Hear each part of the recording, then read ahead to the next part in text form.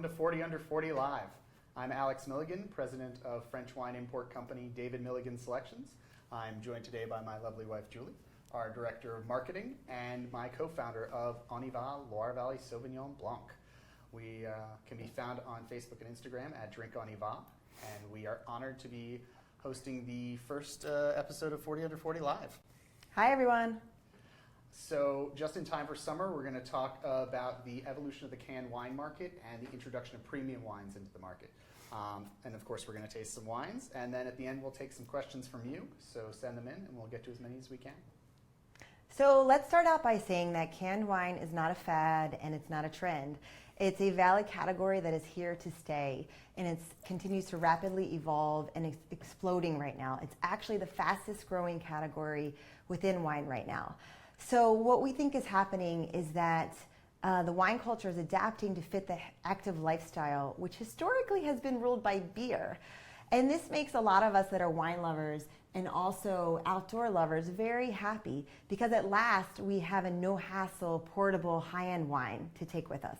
I couldn't agree more. So let's talk about how we got here, the history of canned wine. So most people would say that it started with Baroque's wines in Australia, all the way back in '96. And then it made it to the US back in 2003 with Sophia. But it's really just these last 4 or 5 years where it's really started to take off. Primarily led by Underwood, which started in 2014, and House Wine, which started putting wine into cans in 2017. And since then, we've seen a huge surge of popularity, and there's a lot larger, diverse selection of wine in cans now. In fact, I set a Google alert for canned wines, and every other day, I'm hearing about a new wine launching in can. Yeah. Some of the first wines that showed up, Eric Asimov of the New York Times described as coming from dubious origins. You know, it was all about the hype of the brand and the convenience of the can and, you know, all the fun places you could drink it, which, you know, was great for a lot of people. But for wine geeks, you know, they weren't talking about vintage or varietal or the vineyards, so they're just starting to discover this stuff now. Yes, and as wine in can hit the mainstream, winemakers and importers started taking a closer look. Like us, they were actually trying out the can and seeing how effective and efficient it was, how easy it was to stash in your bag and take with you wherever you went. Yeah. I mean, the first time I tried a can, I knew it was awesome, and I was really excited to see what was possible. You know, I learned about how there's this protective lining that keeps the aluminum from never coming into contact with the wine, so there's none of that tinny flavor. The can really protects wine from light incredibly well, even better than a bottle. And, you know, it's physically light. It's easy to throw in a pocket or put in a backpack, and you just take it wherever you go. And, of course, it's never going to be corked, which not as big a problem as it used to be, but still. And when we were planning out On y Va, we ended up choosing a slim can, which I was very happy about. A big plus for me is that it's single serving. So there are so many nights when I just want to have a glass or maybe two at the end of the day on the porch, and I don't want to open a whole bottle of wine. Even though we have an electronic wine bottle opener, you know, within a few days that bottle could not be fresh, and I end up pouring most of it down the drain. There are nights when Alex wants white and I want red, and I don't want to be limited to the bottle that's open. And sometimes I just want a little high-end wine to enjoy with the view. I don't want a ton. And it also helps with portion control, which is nice. Yeah, so cans solved a lot of issues for us and for our friends. Another biggie is that, you know, a lot of wine lovers really love the outdoors too. And, you know, they're not going to become beer lovers just because beer has been primarily the only option for outdoor activities. Right. You know, they would lug the bottles and the cups and the corkscrews and all that stuff with them and just do the best they could. I mean, we got engaged on a hike. We were drinking a bottle of wine, having some epoisse, but a little bit of a hassle. Exactly. And lucky for you, fella, that bottle was not corked, because I'm not sure what the answer would have been. Very good point. But really, by the time I got the bottle out and I got the cups out and I got the corkscrew out and then I got the bottle open and I poured the wine, you know, she had a pretty good idea something was happening. It wasn't exactly a surprise. I was trying to make it a surprise, but it didn't quite work out that way. But yeah, you know, we knew there had to be a better way. You know, for us, that was On y Va. You know, it's something that you can take wherever you go, and you know, it's really these wine lovers who love the outdoors that are driving this next level of evolution. Ultimately, at the end of the day, we created On y Va Loire Valley because it's the wine that we wanted to drink in the way that we wanted to drink it. For us and our friends, this is an amazing thing. There's no sacrifice anymore of quality. You can have convenience and quality. We can have it all. It's that time. It's exciting. So, Jill, if you were to tell one of your friends how to find a wine that was really premium, what would you tell them? Great question, because there is a large selection now. The first thing I would say is you are not looking for the word premium on a can or on a website or wherever. I poke around a lot, and I've been seeing it pop up here, there, and everywhere. Take the next step, which is go to the can itself. Although there's limited real estate, you don't see a ton of information. We know you have to make tough choices there. Go to the website. You're looking for information on the wine itself and the people bringing it to you. As you know, wine lovers, wine importers love to talk about wine and geek out on it. So you want information about the vintage, the varietals, the terroir, the soil that it's grown in, all of these things. If you can readily find that, and there's a lot of information there, you're likely looking at a high-end wine. If you're looking at just pictures of people having fun with it, maybe the focus isn't so much on wine, but maybe the package is still great and you want it at other occasions. So I have to say, I'm really excited about what's coming in the next couple of years. You know, it's a real opportunity for innovative winemakers to offer a whole new wine experience. You know, you can get together with friends, you can try interesting varietals, cool appellations, and you can do it the same way people have been enjoying craft beer for the last decade. Mm-hmm. You know, it was recently that I had my new national key accounts director come over. We wanted to try through the whole portfolio, 50 plus wines, and get her really good acquainted with our portfolio. And at the end of the day, we had a ton of bottles that were, this much was gone, and Julie and I weren't going to drink that much of it, so we gave a lot of it away to neighbors. But in the end, we had to dump a lot, and that was, very disappointing. Guess who was dumping those bottles? Yeah. So, there's still some social stigma attached to that, and that's the thing. But I find that if there's a lot, I wouldn't put every wine into can, but there's a lot of cans where I would seriously consider it. Right. And speaking about that, we do get a lot of questions from skeptics still, the wine purists out there. Even though we know that the quality is there, and we're bringing some more with Anival Loire Valley, and the trade magazines are confirming this. And even recently, Alex mentioned the New York Times wrote favorably about canned wines. They're still skeptics. So a lot of the questions that we get, the big one isn't canned wine lesser quality? How do you answer that, Alex? So a few years ago, I would have said yes, but a lot's changed. You can still get those lower quality wines, and for the right situation, sure. But there's more and more wines that are a lot more interesting starting to come about. Look for the transparency, look for the specific details, particularly on their website. And it was really interesting. I had a winemaker friend of mine tell me that a can is very similar to the stainless steel tank that the wine is actually made in. It's a perfect vessel for holding wine, protects it from oxygen and light and all these things, so you get something that's really exactly the way the winemaker intended. Yes, and there is still that social stigma there. So what we think that is more of a familiarity factor. We know that the quality is there. So when you think about the next generation of wine lovers, they grew up with seeing premium products in a can, right? So you had your Pellegrino, your Perrier, Starbucks Espresso, you name it. And they're used to enjoying that luxury product that they want in the way that they want to enjoy it, anytime, anywhere. So for them, the can is a convenience factor. And maybe it's a little bit of a generational thing, because for other people, they can see that as a deterrent. Yeah, I thought it was really interesting when Julie first told me about the Perrier and the Starbucks and all that, and it occurred to me, no one ever considers, is the Perrier going to be tinny? Is the Starbucks going to be fresh? The whole idea that cans might be lesser for wine is really this sort of urban myth that just came about with wine, and no other product that's in can. Exactly, and we hear that a lot, don't we? Yes, we do. So in a minute, we're going to taste some wines. I may have gotten ahead of you guys. My apologies. But I really encourage you to experience these things for yourself. Don't take our word for it. Get some friends together. Try some canned wines. We would recommend the ones here in particular. And have some fun. Another question that we get is, aren't bottles better for wine? How do you respond to that, Alex? The classic question. So bottles are absolutely better in some circumstances. Really great bottles of wine that you want to put down for 10 years, absolutely. Put them in the cellar. That's where they should be. They're going to be amazing. If you're having a lovely dinner party, you don't want to bring a can to the table. Having a bottle and a glass, it's fantastic. But there are a lot of situations where cans are great. You're going to a barbecue, you're going to a picnic, you're going on a boat, going on a hike. And then there's places where glass isn't even allowed. I mean, you go to a pool, a beach, a park, cans have a lot of places where they're just going to work out better. Exactly.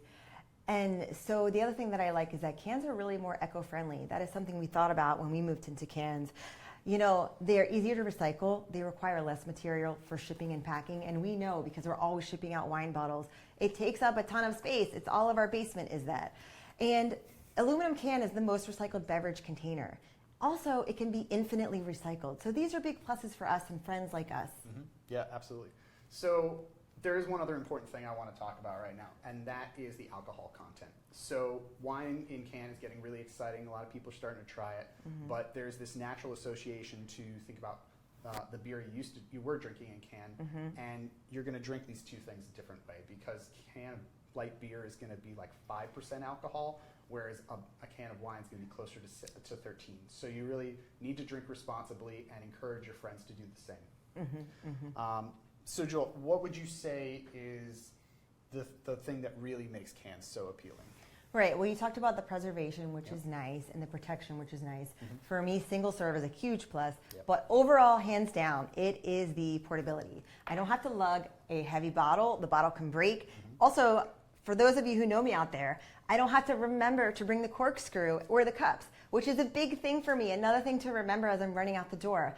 So I can just grab the can and go. I can be in a beautiful place. I can be after a ski day and I'm tired, and I just crack open the can, have a little bit of really top quality wine, and I'm good. So for me, portability, hands down, is the best. No, for sure. All right. So what do we do now? So now for the fun part. Let's get to the wine tasting. Let's taste this assortment of canned wines we have in front of us. Great. I tasted them all. They're delicious, but we'll tell you about it. So we're a small importer, and this is our very first can. This is Aniva Loire Valley Sauvignon Blanc. It's 100% Sauvignon Blanc from the Loire Valley of France, which is arguably the best place in the world for Sauvignon Blanc. But of course, you don't want to hear about just one wine, so we picked out some other wines that we really feel are standouts and are really great examples of the canned wine market. Exactly. So let's kick off with something really fun, a chilled red. As you guys know out there, chilled reds are trending right now. It's going to be a really big thing for this summer. And so let's dive in with that. Okay, so this is Sans Carbonic Carignan. It's made from 75-year-old organic vines coming from Mendocino, California. I was particularly drawn to it because they're using carbonic fermentation, which is made famous by Beaujolais. Ooh. I'm a big Beaujolais fan. What do you think, Joel? It's really nice and bright. That is bursting with red fruit. And it's bright. I like the earthy notes in there. That's a big plus. I can imagine that with a juicy burger right off the backyard grill.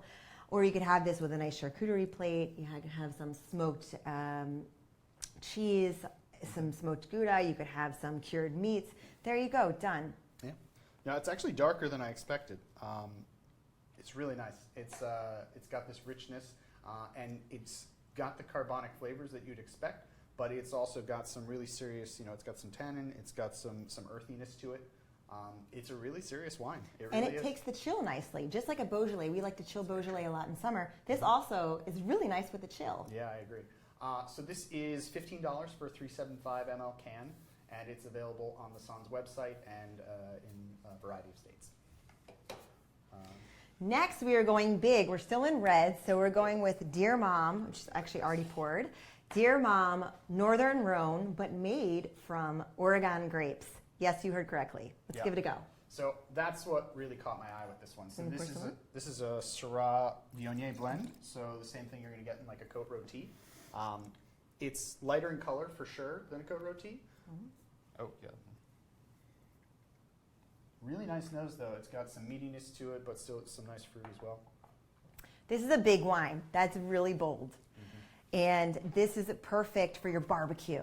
This wine is so strong and big and bold that it can really stand up nicely to that flavorful barbecue. If you got short ribs going on, a brisket, get this wine. It's also great for a bonfire by the beach when it's a little chillier at night. You've got your little sweater on, grab this wine, stick it in your pocket and go. Or you're stargazing in the dunes, it's a little cooler at night. This is your wine for that. Yeah, I actually do get a little smoked meat flavor in here. It's really cool can of wine. They're actually slow fermenting for 3 weeks, and then they're not using oak at all. By the way, their packaging is also really cute, but there's substance behind it as well. I thought it was really interesting with these first two wines. So the Carbonic Carignan you expect to be a lighter color. The Diamant you expect to be a darker color. And you look at the two wines and they're pretty close in color. It's really kind of fascinating. Really both quite delicious though. So aside from the smoked meat, there was some nice lavender in there too, some ripe plum with cranberry. Cherry. Yeah. Nice cherry. So this is $5 for this uniquely small can. It's just 187 milliliters. This is actually the size of what would be a normal, 4.2 ounce glass. So really, this is a single serving size. Yeah, you can get it on their website, of course, and they are also available in 22 states. Next up, we have a 2018 rosé, popular rosé from Bridge Lane. So I'm particularly excited about this one. Bridge Lane was the first wine that I tried in Canton, and it's kind of what set me down this whole path. They are based in Long Island in New York, and so of course they're using a Cab Franc base, but then they're actually using a whole blend of varietals. They're using Malbec, some Riesling, a little Pinot, and a couple other things. I'm not even going to use the glass. I am all can on this one. It's got a really nice blush color, but I also remember the first time we had a really big canned wine tasting last summer. Out in the Hamptons, we had a bunch of friends over, as many canned wines as we could find, and this was just an immediate standout. It's so easy drinking. It's so approachable. It's got the perfect amount of fruitiness. It's not sweet. It's dry, refreshing. It's summer in a can. It goes great with a grilled salmon or grilled asparagus, grilled chicken or roast chicken. Also, just keep it simple with goat's cheese. Yeah. Russell's a terrific winemaker, great attention to detail. So this is $8 or $9 for a 375 ml can. They're definitely available all across the East Coast and online, and I'm pretty sure they're expanding west, so take a look. Keep an eye out. All right, finally we come to Aniva Loire Valley Sauvignon Blanc. Allow me to pour that for you, sir. Oh, actually, that's right. Our can did not arrive in time from France to make it for the show. It is on its way, but as it goes sometimes with a new venture, you have some delays. So production is challenging. That is the fact. We can tell you about it, though, because Yes, we we hand can. selected it to be our first can wine. Yes, and it's delicious. It's, as we said, coming from the Loire Valley. Predominantly, it's coming from the Touraine area, and so we were really looking for a profile that got as close to Sancerre as we could find, and I think we did a pretty good job. Yep. It's 2018 vintage, which really just the stars aligned for us on this one. The Loire Valley's had 3 really rough vintages, but in 2018, it just absolutely a fantastic vintage, so it's a really great starting place for us. It's going to be available in June, end of June. But before we do that, food pairings? Yeah, this is just a delightful, dry, crisp, delicious, and refreshing wine. When I'm out on the beach or by the pool and I'm hot, I don't want to have something sweet at all. So this is really refreshing, which is perfect. You can pair this with any type of seafood. We love to have raw oysters in the summer. Perfect pairing. You can have crab cakes, put some sea bass on the grill. That's a lovely pairing. You can also do this with a nice fresh salad, especially those ones where you have some fruit in there, maybe some slices of strawberry or that tangerine salad with the feta cheese. Perfect. My favorite, though, is sushi and sashimi. Have a girls' night. Make it simple.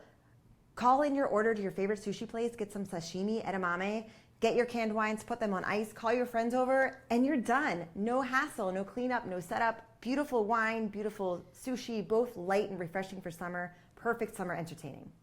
She really likes the wine. Anyway, so Aniva is going to be $32 for a 4-pack of 250 mLs, and it's going to be a limited release. We just made 1,200 cases, but we should have it available in some level nationwide.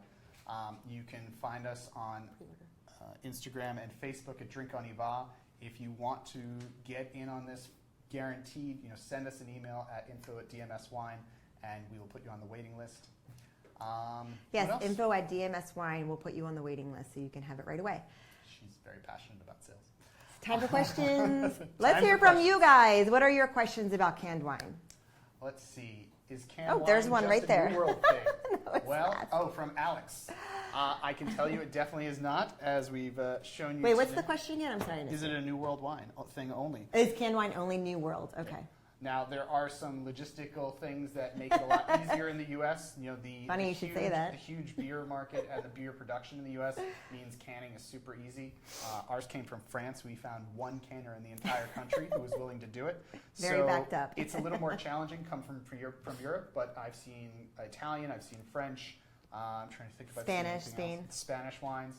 So there are definitely cans coming from all over the world. We just saw the South African wine. We did. I'm very excited to try that. We couldn't get that in time for today. Yeah, I mean, that's why we're so excited to be part of this and to be talking about it right now, because this is the year where really you're going to start seeing cans from all over the world. And everywhere. Mm-hmm.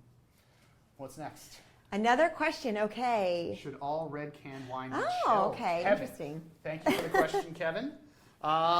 You know, that is almost, I would say, a preference thing. The carbonic carignan definitely lends itself to chilling, but you know, this Dear Mom here, this is not a wine I would consider chilling. This is really a serious, smoky, meaty, barbecue wine, heavy, dark wine that I think is perfect right at room temperature, the way you would drink a bottle of red from the Rhone or Oregon.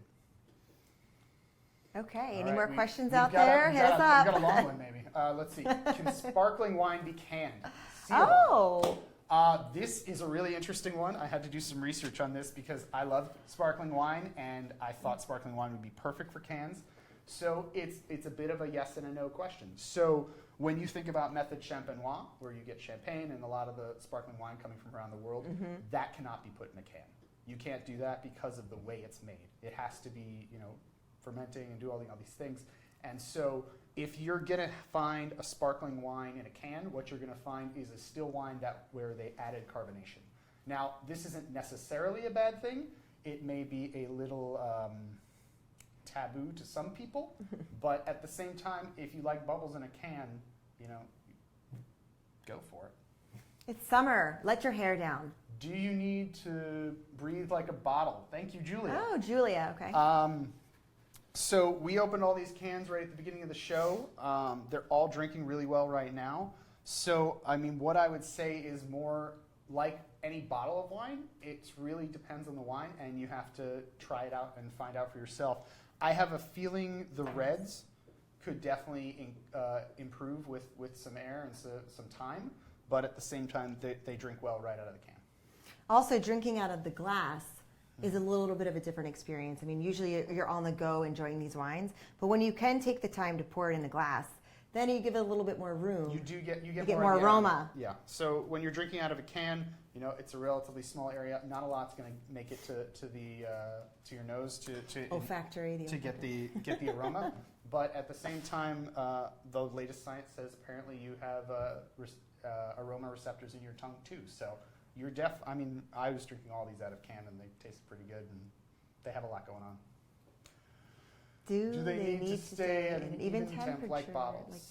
Thank you, Kristen. I haven't done a lot of research on this, but I'm going to say yes. I think wine is it's a living, breathing thing, and, you know, you don't want to mess with it. You want to take care of it like anything valuable, and yeah, I mean, I wouldn't put it in front of the sun and then put it in the fridge and then take it back out.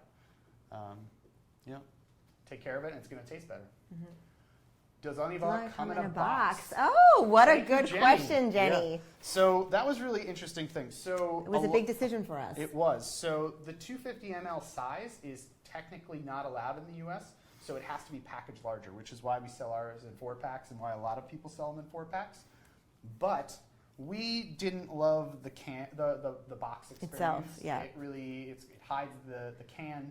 And so what and again, we have a lot of cardboard around our house. We're ordering from Amazon Prime every other day. We're shipping in wine in and out. So the thought of having more cardboard to add to that pile was not an incentive for us. Yeah. So what we did is we found and used the pack text that you see on a lot of beer cans. They're 100% recycled material. They're 100% recyclable. Out in Oregon. Don't take up a lot of space, and you can see the can, and it's easier experience. Hassle free. Mm-hmm. Any more questions? No? All right. All right. Well, thank you guys so much for sending in your thoughtful questions, and most of all for tuning in on this Friday afternoon. It's rainy here. I hope it's better where you are. That was really a lot of fun for us. It was. We'd love to hear your thoughts at Drink Oniva, and we'll see you at the next 40 Under 40 Live. And we hope we've convinced you to try some of these wines. Have a great weekend.